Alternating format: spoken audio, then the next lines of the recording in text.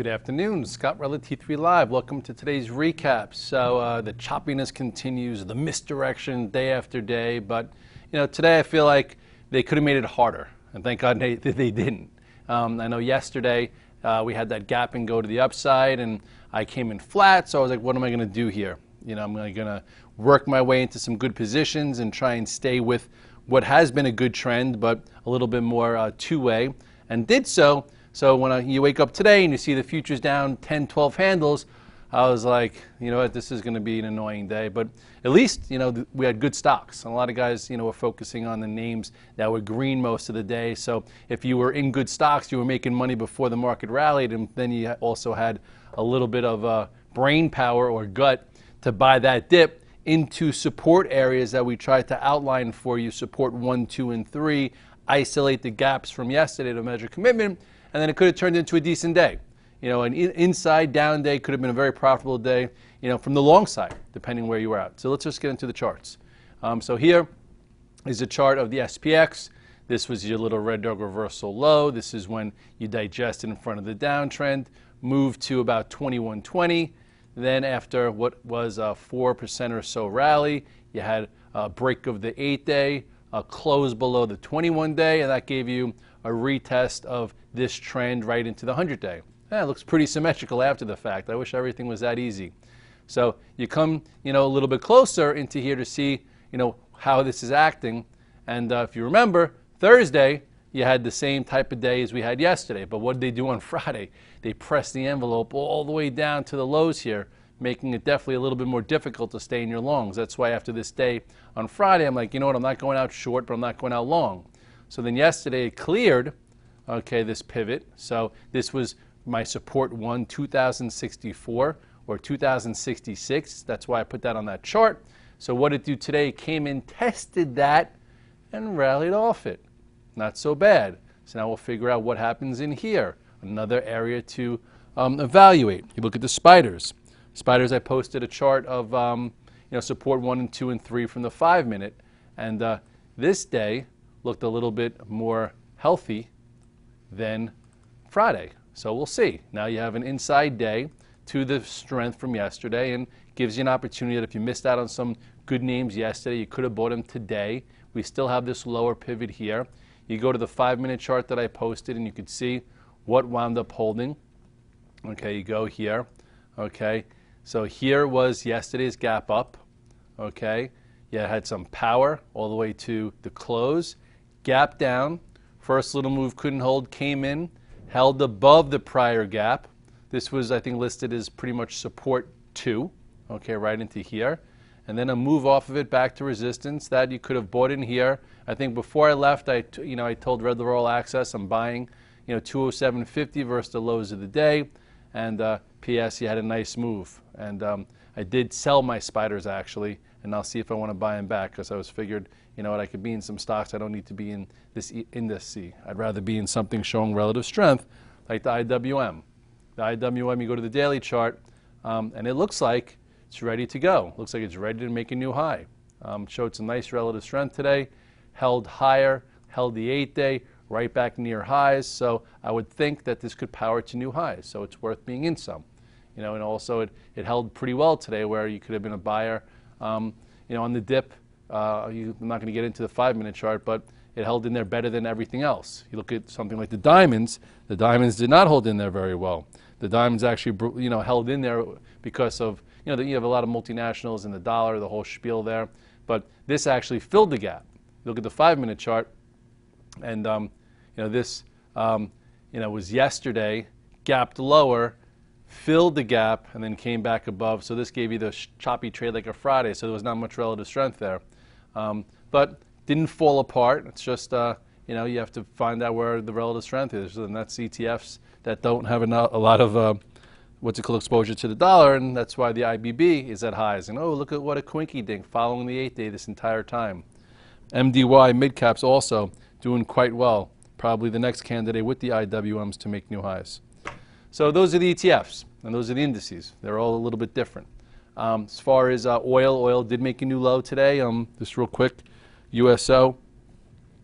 Still, we talked about last week, I think a week ago today, was when Oil broke below its pivot, and the USOs closed below 18 for the first time. So that was your, just say your bear flag continuation to the downside trade. Okay, rallied off here. This was your igniting move, 20% off the lows, and I think that's when CNBC said it's back in a bull market. But anyway, then it was wishy-washy. Then what did it do? Held in the bottom end of this little channel here, showing you the rallies were getting weaker, and then it broke. And now, not much to say here except for this is your new pivot, 1590.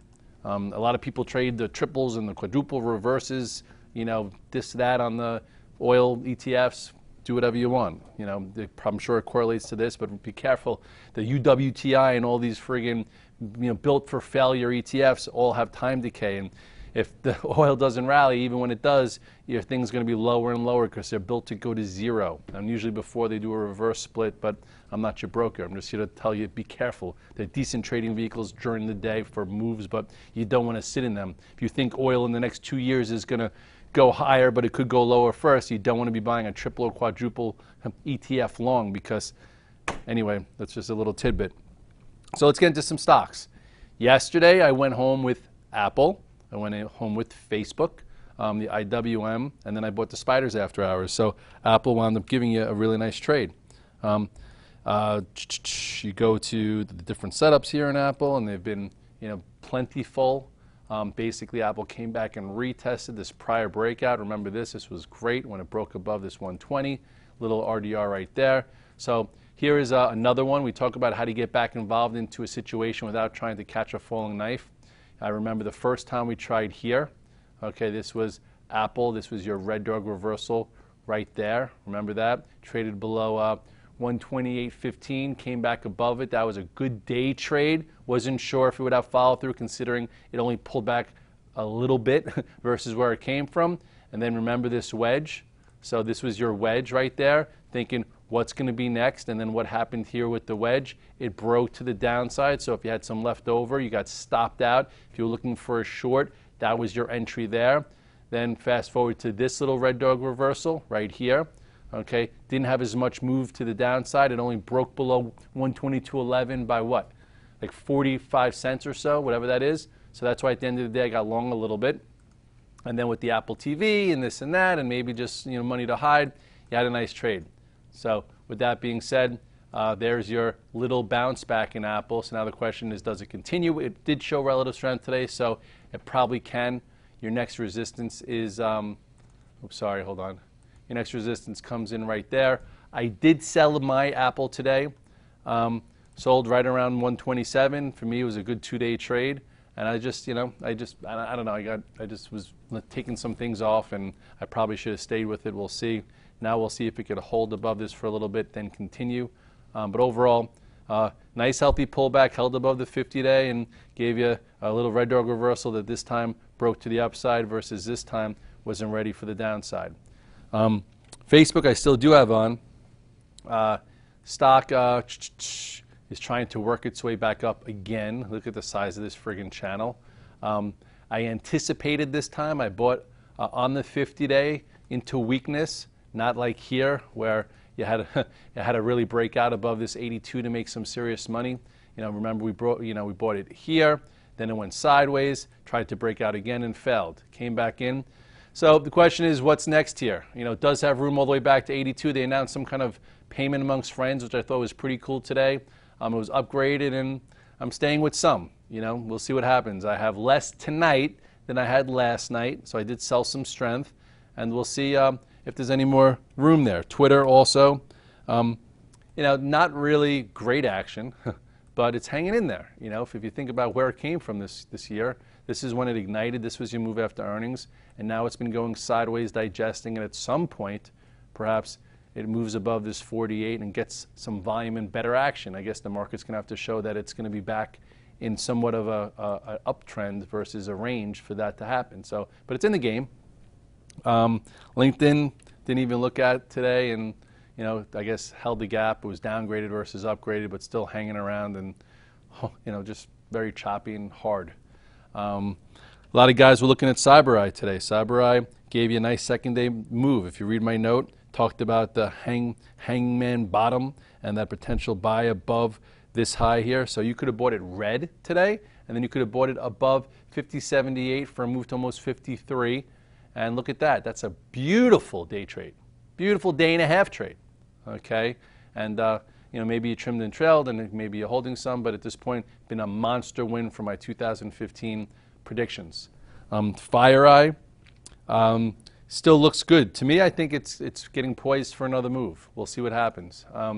Your first move was to start the year down here. Remember this? This was that long channel. Took some options into earnings, and also had a nice move. I was in Puerto Rico for that, and now it's trying to consolidate once again. Okay, above the 8 and 21 day. You could be long verse 40.78, and at some point, if it were to take out 43 on volume, I do not think these are the highs of the year. So I think it's just consolidating and getting ready, and we'll see when it ignites. BABA has its lockup tomorrow. It's perking up, it's perking up. We'll see what happens tomorrow. If it's the Facebook, I remember when I was long the Facebook, when everyone said around 20, I think they had a huge lockup and nobody sold it, and it was an awesome trade. So here you go. This is BABA. That was the big move, and this was downtrend number 1 that failed right here. Okay, now this is downtrend number 2 that it's coming close to. So in order for this to show some commitment, I would say tomorrow, if all of a sudden it doesn't get sold, okay, because I'm sure a lot of guys were like, wow, this was at 120, or they traded some kind of options or whatever. If it doesn't get sold, the big shorts might get squeezed by guys who accumulated in this, and the technical breakout area would be above 85.50. So I am long some calls for Friday, because if it happens, it's probably going to happen in the next 2 days and get to probably, I would say, 87, 88. And then I took a little stock just in case, just to make sure it's on my focus list tomorrow, and I'll see if it breaks out above that. But in the game, it's failed so many different times in this kind of pattern up here. So I remember this spot where I was all excited and it failed. I remember this spot where I was long, here, and it didn't work. So maybe, it'll work here at a lower level. So we'll see. But again, it's just worth a look, something to do. That's what we do as traders. We find setups, and this one, to me, has an action area that's kind of pent up. As far as the banks, sort of held in there today, holding above the moving averages. They're always in play sometimes for Fed Day.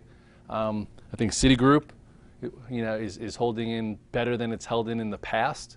I actually was going to take it on the close, and I didn't. I'll see where it's trading. Maybe I will. You have a hold above a gap. Green today when most other banks weren't. So at some point, maybe it continues to the upside. What Goldman do today? Inside day.